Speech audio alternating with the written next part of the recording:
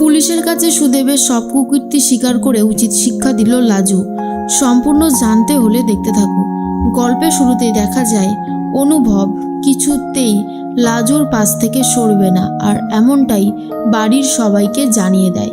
সবাই খুব ভালো মতনই জানে, বুঝতেও পারে যে লাজুর প্রতি একটা অন্য রকমেরই ফিলিংস আছে অনুভবের। এর মধ্যেই অনুভব তো চলে আসে ঘরে আর বলে লাজুকে ওরা আবার ডিস্টার্ব করতে পৌঁছে যাবে না তো হস্টেলে। এদেরকে না বিশ্বাস নেই, এরা সব কিছুই করতে পারে। তার মাঝখানেই লাজুকে ফোন করবে বলে ঠিক করেছিল অনুভব, কিন্তু ফোনটা করে না।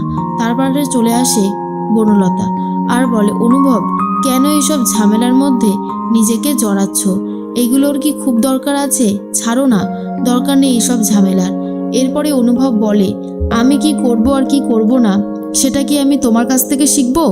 আমাকে এসব কিছু একদম বলতে আসবে না, আমার ভালো লাগে না। তোমার যা ইচ্ছা করো, কিন্তু আমার ব্যাপারে কোনো রকমের কোনো নাক গলাবে না। বনলতা বলে সব সময় তুমি আমার সাথে এমন বিহেভিয়ার কেন করো?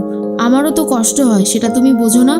অনুভব বলে তাহলে ডিস্টেন্স মেনটেন করে চলো। আমি না এখনো ভুলে উঠতে পারিনি সেই রাতের কথা। তুমি আমার সাথে, আমার পরিবারের সাথে ঠিক কত বড় অন্যায় করেছিলে। বনলতা বলে মানছি আমি একটা অন্যায় করেছিলাম, আর তার জন্য আমি অনেকদিন শাস্তিও পেয়েছি, কিন্তু তুমি যদি আমাকে ক্ষমা করতে নাই পারো তাহলে কি করে হবে? একবার অন্তত আমাকে ক্ষমা করে দাও, দেখবে সব ঠিক হয়ে যাবে। আর কখনোই আমি কোনো রকমের কোনো খারাপ কাজ করব না। কিন্তু অনুভব বলে তোমাকে আমি ক্ষমা করতে পারবো না। যতদিন বাঁচবো ততদিন তোমার এই কথাগুলো মাথায় রেখে দেব। তাই আমার সাথে একদম সম্পর্ক তৈরি করতে আসবে না। কি পেয়েছো? হ্যাঁ, কি পেয়েছো লাভ? কোনো কিছু করতে পেরেছো? যেই তুমি আমার সাথে সম্পর্ক তৈরি করতে পারলে না, অমনি তুমি এখন ওই অসহায় নিরীহ মেয়েটার পিছনে লাগার জন্য উঠে পড়ে লেগেছো। শোনো, লাজুর কোনো ক্ষতি করতে তুমি পারবে না।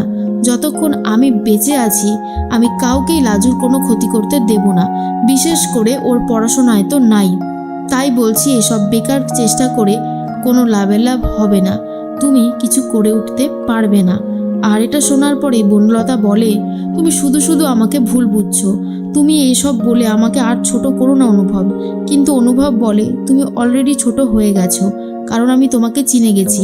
যখনই তোমার কোনো ইচ্ছে পূরণ হবে না, তুমি সেই ইচ্ছে পূরণ করবার জন্য যাকে যখন পারবে বিপদে ফেলে দেবে, আর সেটা আমার জানা হয়ে গেছে। এরপরে অনুভবের ফোন আসে। অনুভব বলে আমি এক্ষুনি আসছি 15 মিনিটের মধ্যে, বলেই বেরিয়ে চলে যায়। বনলতা বুঝতে পারে সুদেবরা নিশ্চয়ই এখান থেকে বেরিয়ে থানাতেই গেছে, আর সেই জন্য অফিসারই হয়তো অনুভবকে ফোন করেছে। তার মধ্যে চলে এসেছে স্ত্রী অর্থাৎ অনুভবের মা। বনলতাকে বলে অনুভব কোথায় গেল, কিছু বলে গেছে? বনলতা বলে তোমার ছেলে কি কিছু বলে যায় আন্টি? তোমার ছেলে কখনোই কিছু বলে যায় না, ওর সাথে আমার সম্পর্কটা অতটাও স্বাভাবিক নয়। বনলতার এই সমস্ত কথা শুনে স্ত্রী তখন বলে সম্পর্কটা তো নিজের হাতে নষ্ট করেছো, তার ওপর আবার এই সমস্ত কথা বলছো। আজকে যদি তুমি সম্পর্ক নষ্ট না করতে তাহলে হয়তো এমন কিছুই হতো না। ঠিক তখন বনলতা বলে সবাই তো আমাকেই দেখছি দোষ দিচ্ছে। এরপর বনলতার কথা না শুনেই অনুভব তো চলে গেল থানায় তখন অফিসার বলে আপনি চলে এসেছেন, আপনার জন্যই তো অপেক্ষা করছিলাম। অনুভব বলে বলুন ডেকেছেন কেন, কি আছে অসুবিধাটা বলুন তো। তখনই সুদেব বলে এই যে স্যার, এই লোকটা আমার বউকে জোর করে উত্ত্যক্ত করার চেষ্টা করছে। আমার সাথে আমার বউয়ের সম্পর্কটা, সংসারটা ঠিক মতন হচ্ছে না। অনুভব বলে এই সমস্ত কারণের জন্য আপনি আমাকে থানায় ডেকে নিয়ে এসেছেন? অফিসার বলে না, আপনি ভুল করছেন, একটা মীমাংসা করতে চাইছি তাই আপনাকে ডেকে পাঠিয়েছি, কিন্তু আপনি যদি এতটা রিয়্যাক্ট করেন তাহলে খুব সমস্যা হয়ে যাবে। অনুভব বলে কি জানতে চেয়েছেন বলুন। তখনই অফিসার বলে আপনাকে তো পেয়ে গেছি, আরেকজন আসার আছে, আরেকজনকে নিয়ে আসি তারপরে কথা শুনবো। বলতে বলতে লাজুও চলে এসেছে। অনুভব বলে আপনি লাজুকে ডেকে পাঠিয়েছেন কেন? এই সব আউফাউ কারণের জন্য ওকে ডেকে পাঠিয়েছেন? আপনি জানেন ও একজন হবু ডাক্তার, ও এখন মন দিয়ে পড়াশোনা করছে, ওর নিশ্চয়ই ক্লাস অফ হয়েছে, সেই ক্লাসের দায়িত্ব কি আপনি নেবেন? তখন সুদেব বলে দেখুন স্যার, দেখুন আমার বউ, আমি একটা কিছু বলছি না, আর এই লোকটা কতগুলো কথা বলছে। তখনই অফিসার বলে না, আমি জাস্ট এটাই বলেছিলাম, কয়েকটা কথা বলতে চাই তাই ডেকে পাঠিয়েছিলাম। লাজু তখন সত্যিটা বলে আপনি তো বললেন না আসলে আপনি আমাকে গ্রেফতার করে এখানে নিয়ে আসবেন। এরপর অফিসার ভয় পেয়ে যায়। অনুভব বলে ওসব কি বলছে অফিসার? আপনি ওকে এই সমস্তভাবে থ্রেট করেছেন? আপনি জানেন এটা কতটা ইল্লিগাল কাজ? আপনি এই সমস্ত ইল্লিগাল কাজ করেন কি করে, আর আপনি এরকমটা করতে পারেন না। অফিসার বলে, তুমি শুধু শুধু রাগ করছো। লাজু, আমার কথাটা শোনো। এরপরে অফিসারকে তখন উচিত কথা শোনায় অনুভব আর বলে, আপনি একটা মেয়ের সাথে এভাবে তুমি তুমি করে কথা বলতে পারেন না। আপনি ভদ্রভাবে সম্মান দিয়ে আপনি করে বলুন, বুঝেছেন?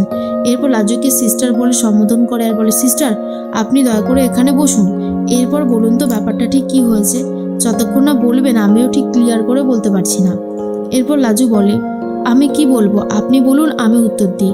তখন অফিসারকে দেখা যায় হারান বলে, আমার বাড়ির এই বউকে একেবারে নষ্ট করে ছেড়েছে এই ছেলেটা, জোর করে নিজের বাড়িতে রেখে দিয়েছে। তখন অফিসার জিজ্ঞেস করে, আপনি কি অনুভবের বাড়িতে থাকেন? লাজু বলেন, না, আমি তো হোস্টেলে থাকি। এটা শোনার পর অফিসার বলে, আর এই যে সুদেব বাবু, আপনি যে বললেন আপনার স্ত্রী মিস্টার চ্যাটার্জির বাড়িতে থাকে। তখনই সুদেব বলে, থাকতো তো, আমি তো সেটাই জানতাম। লাজু বলে, থাকতাম না স্যার, জোর করে থাকতে হয়েছে। আমার বড়ি আমাকে বলেছিল ওখানে গিয়ে থাকতে। আর এটা শোনার পর অফিসার বলে, কি, এই লোকটাই বলেছিল? আবার এই লোকটাই এখন এসে অভিযোগ জানাচ্ছে? এই যে মশাই, আপনি কি বলুন তো। সুদেব বলে, একটা প্রবলেম হয়েছিল, তাই আমি ওকে রেখে এসেছিলাম ওই বাড়িতে। কিন্তু রেখে আসাটা যে এতটা কাল হয়ে যাবে সেটাই তো বুঝে উঠতে পারিনি।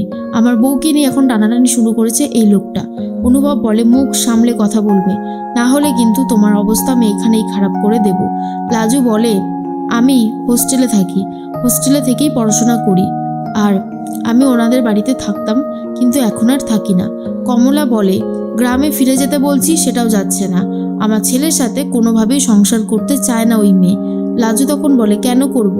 আমি কোনোভাবেই যাব না আর থাকবো না, কারণ আমার পড়াশোনাটা আমার কাছে সব থেকে বেশি আগে। সুদেব বলে, রাখতো তোর পড়াশোনা, অনেক পড়াশোনা করে ফেলেছিস, গ্রামে যাবি না সেটা একটা ছুতো। তোকে কি আমি চিনি না নাকি? কি ভেবেছিস কি তুই?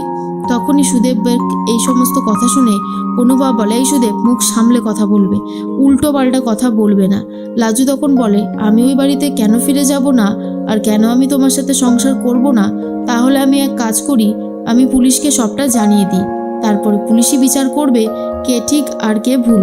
আসলেই সুদেব যে চড় মেরেছিল লাজুকে, সেই ব্যাপারটাই পুলিশকে খুলে বলবে বলে ঠিক করেছে লাজু। তখনই সুদেব ভয় পেয়ে যায় আর ভাবে, সর্বনাশ, আমি যে ওকে চড় মেরেছিলাম সেই কথাটা যদি এখন জানাজানি হয়ে যায় তাহলে তো অনুভব না, উল্টে আমি ফেসে যাব। এর মধ্যেই অনুভব বুঝতে পারে নিশ্চয়ই এই সুদেবটা এমন কিছু করেছে যার জন্য লাজু এই কথাগুলো বলছে। যাই হোক, সমস্যাটা তো কিছুটা মেটানোর চেষ্টা করে, পুলিশের কাছে সত্যিটা বলে সুদেবকে উচিত শিক্ষা দেয় লাজু। লাজু হোস্টেলে ফিরে যায়। এরপর মাঝরাতে লাজু যখন পড়তে বসে তখনই অনুভব বলে যে, ফ্রি আছো, কথা বলা যাবে? লাজু মেসেজ করে বলে দেয়, আমি পরে ফোন করে নেব। এরপর অনুভব লাজুকে দেখে বলে, আই লাভ ইউ লাজু, আমি তোমাকে খুবই ভালোবাসি। লাজুকে ভালোবাসার কথা স্বীকার করছে অনুভব।